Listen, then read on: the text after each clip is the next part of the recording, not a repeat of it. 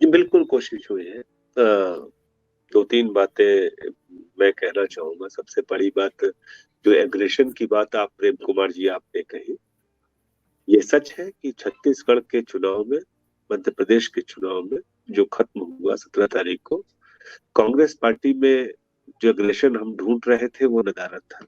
बहुत साफ तौर पे कह रहा हूँ। जिस तरह से बीजेपी एग्रेसिव होकर के चुनाव लड़ रही थी, घोषणा पत्र जारी किया, उसी दिन ईडी की कॉल लेटर प्रेस रिलीज जारी हो गई। भूपेश बघेल 507 करोड़ के आरोप में संदेह जता दिया गया। प्रधानमंत्री मोदी लगातार फिर उसी पर पूरी लाइन उसी पर लाने की कोशिश की गई, लेकिन कांग्रेस ने वो एग्रेशन नहीं की।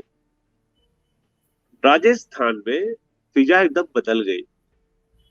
जैसे ही राज्यों का चुनाव खत्म हुआ, 2 राज्यों का, उसके बाद कांग्रेस ने पूरा मूड बदला है। और राहुल गांधी का भले पनौती वाला भाषण हो, चाहे अशोक गहलोत की आज की प्रेस कॉन्फ्रेंस हो, ये साफ दिखाता है कि कांग्रेस पार्टी बीजेपी से ज्यादा अग्रेसिव होकर के ये चुनाव लड़ रही है, और जिसकी दरकार भी थी, जिसकी जरूरत भी महसूस हो रही थी। अब बात आते हैं कि भूपेश बघेल की 4 दिन पहले गिरफ्तारी होने की जो बात कही है अशोक गहलोत जी ने, उसके बारे में आपको बता दूं, परसों एक बड़ी जानकारी सामने आई है कि जिस व्यक्ति के आरोप के बिनाह पर भूपेश बघेल पर 507 करोड़ रुपए लेने का संदेह जताया गया था, असीम दास पे, उसने जेल से चिट्ठी लिखी है ईडी को। उसमें कहा है कि आप लोगों ने दबाव डाल करके मुझसे और मुझे मारपीट कर इंग्लिश में लिखे कागजों पे हस्ताक्षर करा लिए।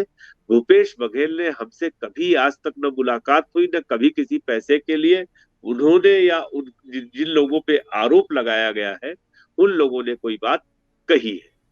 ना ना, यह अखबारों की फ्रंट पेज की स्टोरी है, जिस पर बहुत चर्चा है पूरे क्या नाम है कि छत्तीसगढ़ में। तो असीम दास ने ये बात कही। और दूसरी बात देखिए, एक बात बहुत दुख होता है देख करके कि जिस तरह से प्रधानमंत्री ने राजेश पायलट को लेकर के कहा, और जो भाषा रही है प्रधानमंत्री की छत्तीसगढ़ मध्य प्रदेश में भी, जिस ढंग से वह तमाम कांग्रेस के नेताओं पर, उनको माने सभी को भ्रष्टाचारी अगर आप बता रहे हो, तो आपके पास उसके तथ्य भी होने चाहिए। लाल डायरी प्रधानमंत्री चिल्ला रहे हैं। प्रधानमंत्री को तो ये भी नहीं पता होगा कि किस विधायक ने, किस पूर्व मंत्री ने जाकर के विधानसभा में वो लाल डायरी का वो किया। राजेंद्र गुड़ा हिस्ट्री शीटर है। जानते होंगे जयंत वर्मा जी की कितने आपराधिक मामले उसके खिलाफ लगे हुए हैं।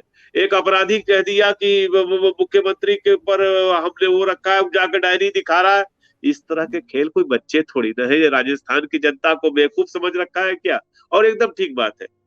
चुनाव, अब आज की प्रेस कॉन्फ्रेंस का एक बड़ा असर आया। ये सब तो बातें अलग है कि भूपेश बघेल को लेकर के उन्होंने कहा और अपनी गारंटियों की बात की।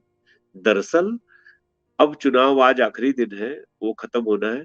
वो पूरी तरह से गुजराती वर्सेस राजस्थानी हो गया है। अभी राजस्थान से मैं बात कर रहा था फोन पर तमाम लोगों से, ये पूरा प्रेस कॉन्फ्रेंस इतना वाइब्रेंट हो गया, जबकि उतने वाइब्रेंट अशोक गहलोत नहीं दिखाई दिए थे। और ऐसी प्रेस कॉन्फ्रेंस की बहुत दरकार थी। जयंत जी, आप समझ रहे होंगे इलेक्शन के समय ऐसी प्रेस कॉन्फ्रेंस कितना असर डालती है। इसकी टाइमिंग, फ्रेमिंग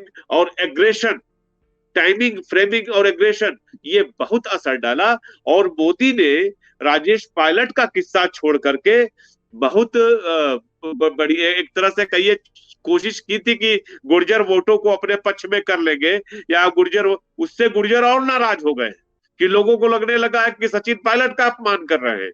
ये उल्टा उनके ऊपर आके गिरा है। और पहले तो मैं 19 तारीख को अगर वोटिंग होती तो नहीं कहता, लेकिन अब कह सकता हूं कि कम से कम यह मैच जो है पूरी तरह से बराबरी पर आ गया है। थोड़ा गहलोत ही आगे होंगे, 20 होंगे तो होंगे। भारतीय जनता पार्टी अब 20 नहीं है फिलहाल। जो राजनीतिक समीकरण, जो राजनीतिक परिस्थितियां राजस्थान में बनती दिखाई दे रही। आप देख रहे हैं जनचौक का सोशल मीडिया प्लेटफॉर्म। हमारे YouTube चैनल को सब्सक्राइब करने के लिए बेल आइकन दबाना ना भूलें।